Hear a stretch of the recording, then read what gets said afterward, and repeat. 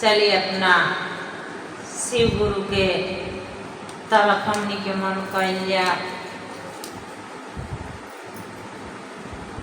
अपना शिव गुरु के चरण में प्रणाम करतनी, सती पार्वती माता के चरण में प्रणाम करतनी, साहब भैया के चरण में प्रणाम करतनी, अनंत दीदी के चरण में प्रणाम करतनी। हमरा प्रणाम के अपना अपना चरण में स्वीकार करी। हे महादेव जी, मैया पार्वती, साहब भैया दीदी, जितना दूर आवाज जाता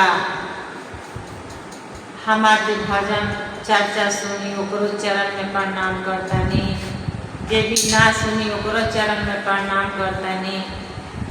हमरा प्रणाम के क्षमा करी लो, हमरा गलती के क्षमा करी लो। देखी हमने के साहब कितना सुंदर रतन दे दिला बाण, 3 सूत्र के पालन करे के बा, दया मांगे के बा, चर्चा करे के बा। ऐसे तो सभी जगत में जानते बा जे शिव के गुरु बनाए के बा, लेकिन हमने के समझ नहीं के आवत जे शिव के गुरु बना ली सन। हमनी के कहतनी सजे छोड़ा होने जन्म दे दिले बा, तो हमनी के तो खाना पानी मिलते बा, तो का महादेव के याद करे के बा।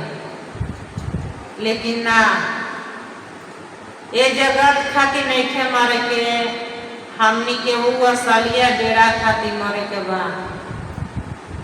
हमनी के ध्यान धरे के बा, 3 सूत्र के पालन करे के बा। पहले में दया मांगे के बा जे हे शिव, रौरा हमार गुरु है, हम राउर शिष्य हैं, हमरा पर दया करे।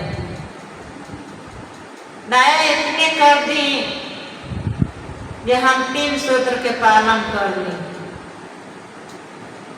दूसरा में चर्चा करे के बाद अपना गुरु भाई गुरु बहन से, जरा भी हाथ में कमन नहीं के ओकरा से बातचीत अपना गुरु के करके कमन पहना दे के भाई चर्चा हो गई।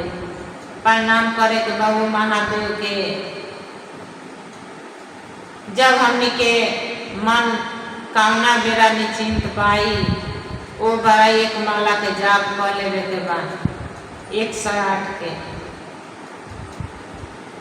चलिए यही पर एगो भजन देतनी हम।